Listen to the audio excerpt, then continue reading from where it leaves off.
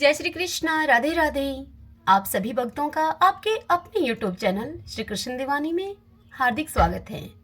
आज आप सब सुन रहे हैं पौष मास महात्म्य का छठा अध्याय। सर्वप्रथम भगवान का स्मरण करते हुए सभी बोलिए ओम नमो भगवते वासुदेवाय, श्री राधा कृष्णाभ्याम नमो नमः। नारद जी भगवान नारायण से बोले, हे पाप रहित, हे विष्णु, भगवान ने गोलोक में जाकर क्या किया सो आप कृपा पूर्वक मुझसे कहिए। तब श्री नारायण भगवान नारद से बोले कि हे नारद, श्री विष्णु भगवान जब अधिक मास के सहित गोलोक में गए तो वहां क्या हुआ वह सब मैं तुमको विस्तार पूर्वक सुनाता हूँ।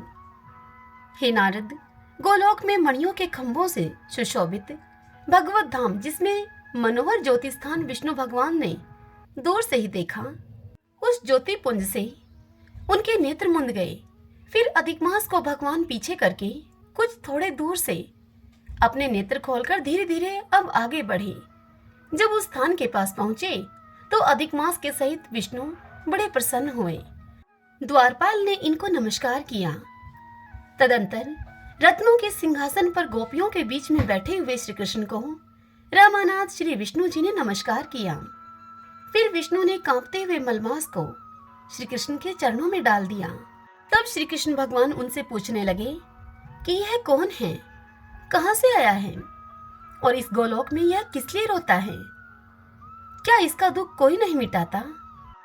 नारद जी से इतनी कथा सुनाकर भगवान नारायण आगे कहने लगे कि हे नारद, गोलोकनाथ के वचनों को सुनकर श्री विष्णु भगवान ने अपने आसन से उठकर आदि से अंत तक मलमास का सब वृतांत भगवान श्री कृष्ण को सुनाया। इस प्रकार दुख रूपी दावानल से जला हुआ यह मरने को तैयार हुआ। तब दूसरे दयालु पुरुषों से प्रेरित किया गया यह मेरे पास आया। हे हर्षिकेश, मेरी शरण में आकर दुख जाल से घिरा हुआ, बारंबार रोता हुआ और कांपता हुआ यह सब कहने लगा, इसके महादुख को आपके बिना कोई निवारण नहीं कर सकता। इसीलिए इस स्वामी के रहित को हाथ पकड़ मैं आपके पास लाया हूं। भगवान नारायण नारद जी से आगे कहते हैं कि हे नारद, इस प्रकार कहकर विष्णु भगवान हाथ जोड़कर श्री कृष्ण भगवान के आगे खड़े हो गए। इतनी कथा सुनकर शौनक आदि ऋषि कहने लगे कि हे सूत जी, विष्णु और श्री कृष्ण का संवाद सब लोगों के लिए उपकार करने वाला है। गोलोकवासी श्री कृष्ण ने तब क्या कहा और क्या किया, सब विस्तार पूर्वक हमसे कहिए। श्रीमन नारायण नारायण हरि हरि, भजमन नारायण नारायण हरि हरि। शौती कहते हैं, हे विप्रवर शौनक, तदंतर ब्रह्मा जी ने अपने पुत्रों को सृष्टि करने की आज्ञा दी। नारद को छोड़कर शेष सभी पुत्र सृष्टि के कार्य में संलग्न हो गए। मरीचि के मन में प्रजापति कश्यप का प्रादुर्भाव हुआ। अत्रि के नेत्रमल से क्षीर सागर में चंद्रमा प्रकट हुए। पचीता के मन से भी गौतम का प्रकाट्य हुआ। मैत्रा वरुण पुल सत्य के मानस पुत्र हैं। मनु से शत्रुपा के गर्भ से 3 कन्याओं का जन्म हुआ, आकुति, देवहूति और परसुति। वे तीनों ही पतिव्रता थी। मनु शत्रुपा से 2 मनोहर पुत्र भी हुए, जिनके नाम थे प्रियव्रत और उत्तानपाद। उत्तानपाद के पुत्र ध्रुव हुए, जो कि बड़े ही धर्मात्मा थे। मनु ने अपनी पुत्री आकुति का विवाह प्रजापति रुचि के साथ और परसुति का विवाह दक्ष के साथ कर दिया। इसी तरह देवहूति का विवाह संबंध उन्होंने कर्दम मुनि के साथ किया, जिनके पुत्र साक्षात भगवान कपिल हैं। दक्ष के वीर्य और परसुति के गर्भ से 60 कन्याओं का जन्म हुआ। उनमें से 60 कन्याओं का विवाह दक्ष ने धर्म के साथ किया। 11 कन्याओं को 11 रुद्रों के हाथ में दिया। एक कन्या भगवान शिव को सौंप दी। तदंतर 13 कन्याएं कश्यप को दे दी और 27 कन्याएं चंद्रमा को अर्पित कर दी। हे विप्रवर शौनक, अब मुझसे धर्म की पत्नियों के नाम आप सुनिए। शांति, पुष्टि, धृति, तुष्टि, क्षमा, श्रद्धा, मति और स्मृति। शांति का पुत्र संतोष और पुष्टि का पुत्र महान हुआ। धृति से धैर्य का जन्म हुआ। तुष्टि से 2 पुत्र हुए, हर्ष और दर्प। क्षमा का पुत्र सहिष्णु था और श्रद्धा का पुत्र था धार्मिक। मति से ज्ञान नामक पुत्र हुआ और स्मृति से स्मृति से महान जातिस्मर नामक पुत्र का जन्म हुआ। हे शौनक, धर्म की जो पहली पत्नी मूर्ति थी, उससे नर नारायण नामक 2 ऋषि उत्पन्न हुए। हे शौनक जी, धर्म के ये सभी पुत्र बड़े ही धर्मात्मा हुए। अब आप सावधान होकर रुद्र पत्नियों के नाम को सुनिए।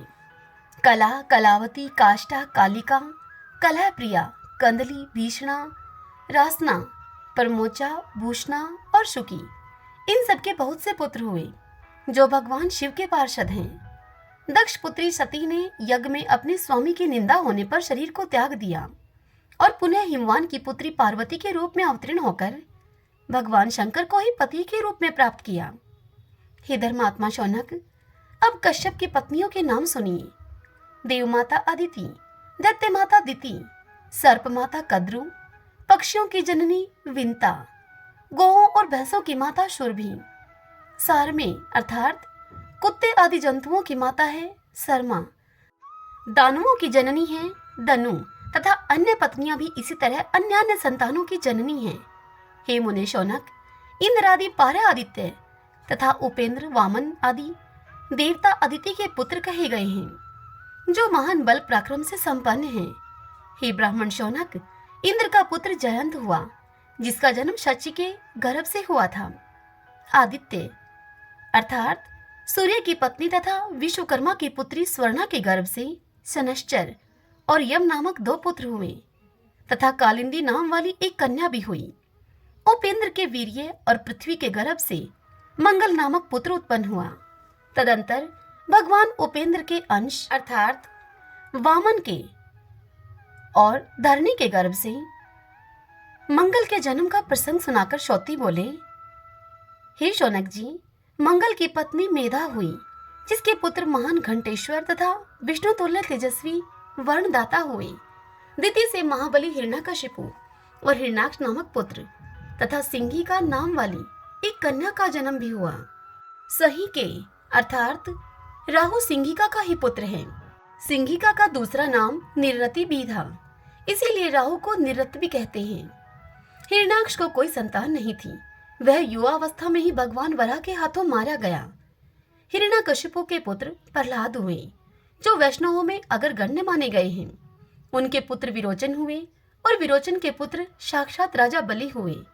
बलि का पुत्र बाणासुर हुआ, जो कि महान योगी, ज्ञानी तथा भगवान शंकर का सेवक था। यहाँ तक दिति का वंश बताया गया है। अब कद्रु के वंश का तुम परिचय सुनो। अनंत, वासुकी, कालिये, धनंजय, करकोटक, तक्षक, पदम, एरावत, महापदम, शंकु, शंख, संवर्ण, धतराष्ट्र, दुर्दुष, दुर्जय, दुर्मुख, बल, कौक्ष, गोकामुख तथा विरूप आदि को कद्रु ने जन्म दिया था।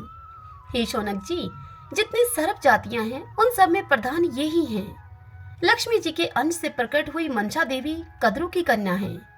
ये तपस्विनी, स्त्रियों में श्रेष्ठ, कल्याण स्वरूपा और महातेजस्विनी है। इन्हीं का दूसरा नाम जरत्कारु है। इन्हीं के पति मुनिवर जरत्कारु थे, जो नारायण की कला से प्रकट हुए थे।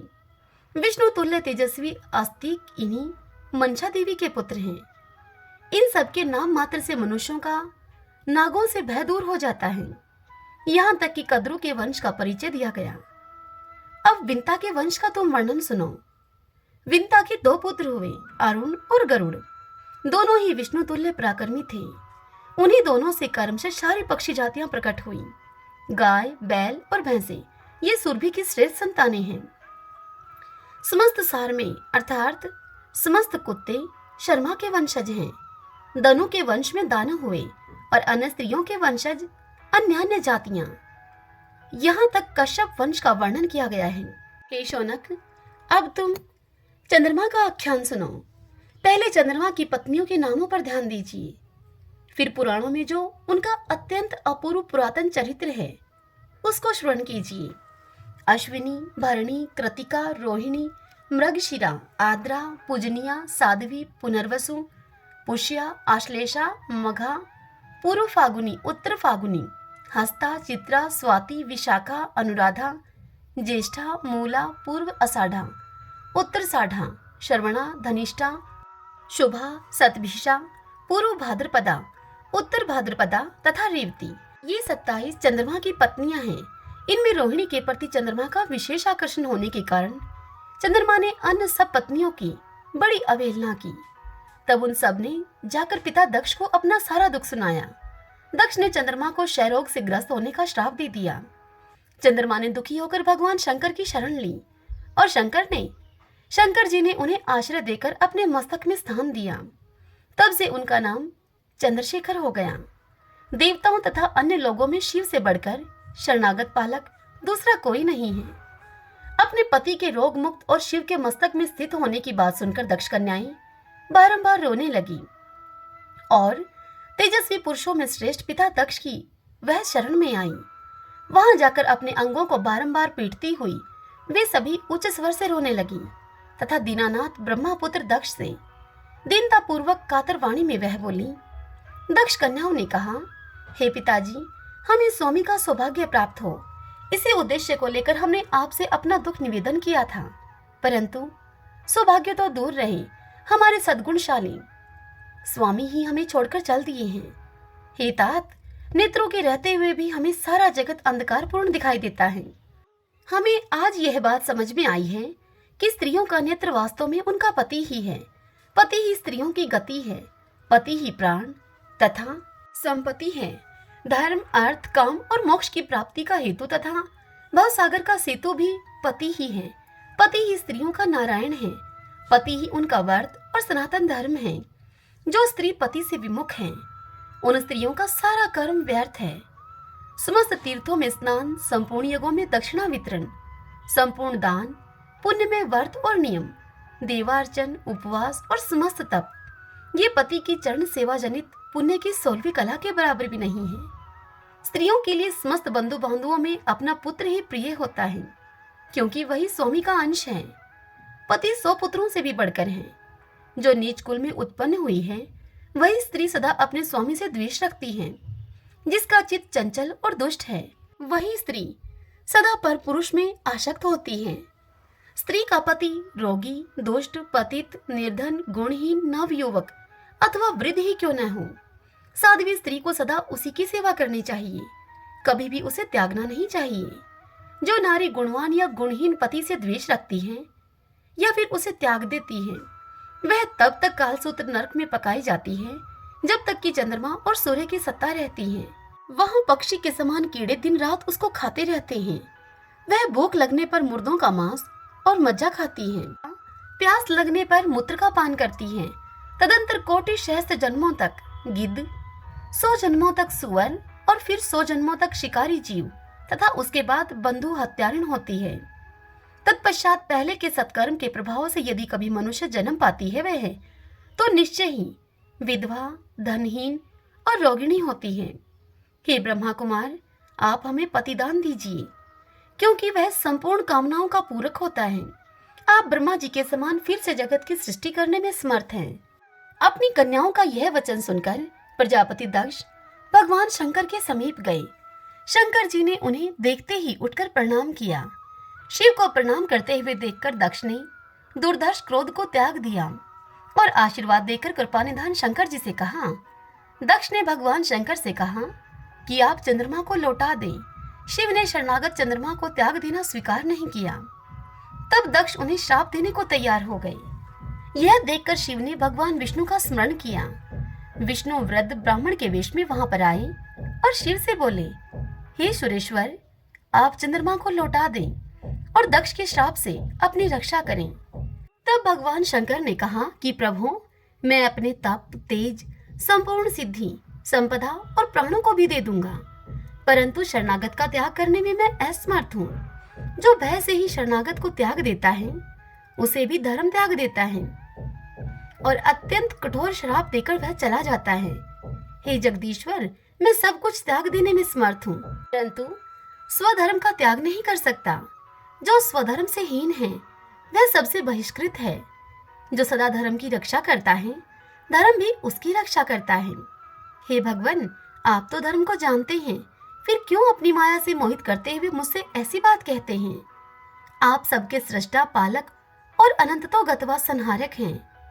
जिसकी आप में सदृढ़ भक्ति है, उसे किससे भय हो सकता है?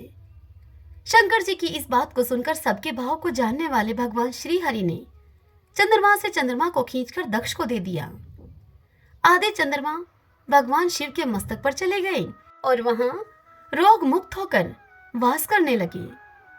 दूसरे चंद्रमा को प्रजापति दक्ष ने ग्रहण किया, जिसे भगवान विष्णु ने दिया था। उस चंद्रमा को राजयक्ष्मा रोग से ग्रस्त देखकर दक्ष ने माधव का सत्वन किया। तब श्री हरि ने स्वयं यह व्यवस्था की कि एक पक्ष में चंद्रमा कर्मशः क्षीण होंगे और दूसरे पक्ष में चंद्रमा कर्मशः पुष्ट होते हुए परिपूर्ण हो जाएंगे।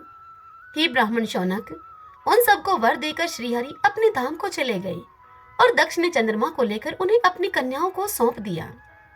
चंद्रमा उन सबको पाकर दिन रात उनके साथ विहार करने लगे और उसी दिन से उनको संभाव से देखने लगे। हे मुने, इस प्रकार मैंने यहाँ संपूर्ण सृष्टि कर्म का कुछ वर्णन किया है। इस प्रसंग को पुष्कर तीर्थ में मुनियों की मंडली के बीच गुरु जी के मुख से मैंने सुना था। श्रीमन नारायण नारायण हरि हरि, भजमन नारायण नारायण हरि हरि। भगवान श्री कृष्ण को 16 कलाओं से संपन्न माना जाता है। तो आइए उन्हें प्रसन्न करने के लिए उनकी इन 16 कलाओं की स्तुति करने के लिए मधुराष्टकम का श्रवण करें। भगवान श्री कृष्ण की आरती भजन में मधुराष्टकम का बड़ा महत्व है। इस पाठ की नित्य नियमित स्तुति करने से अन्न, धन, पुत्र और वैभव की प्राप्ति होती है। इसी के साथ इस पाठ को नियमित रूप से करने से जीवन में आनंद, प्रेम और मधुरता का संचार होता है। इस पाठ को करने से श्री कृष्ण भक्ति का अनुपम आनंद मिलता है। तो आइए आज से हम भी प्रयास करते हैं भगवान श्री कृष्ण को प्रसन्न करने का इस स्तुति पाठ के माध्यम से। अधरम मधुरम वदनम मधुरम नयनम मधुरम हसितम मधुरम हृदयम मधुरम गमनम मधुरम मधुराधिपति रखिलम मधुरम मधुराधिपतिरखिलं मधुरं वचनं मधुरं चरितं मधुरं वसनं मधुरं वलितं मधुरं चलितं मधुरं भ्रमितं मधुरं मधुराधिपतिरखिलं मधुरं मधुराधिपतिरखिलं मधुरं वेणु मधुरो रेणु मधुरः पाणि मधुरः पादो मधुरो नृत्यं मधुरं संख्यं मधुरं मधुराधिपतिरखिलं मधुरं मधुराधिपतिरखिलं मधुरं गीतं मधुरं पीतं मधुरं भुक्तं मधुरं सुप्तं मधुरं रूपं मधुरं तिलकं मधुरं मधुराधिपतिरखिलं मधुरं मधुराधिपतिरखिलं मधुरं तरणं मधुरं तरणं मधुरं हरिणं मधुरं स्मरणं मधुरं वमितं मधुरं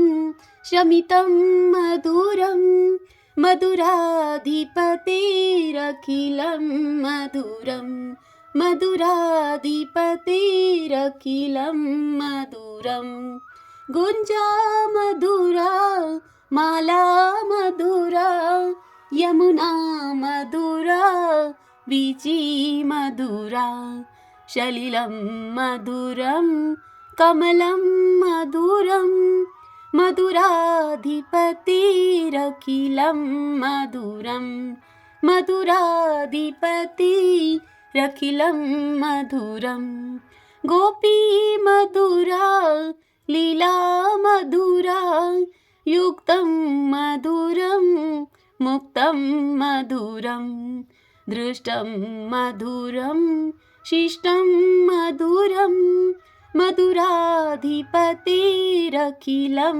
मधुरं मधुराधिपतिरखिलं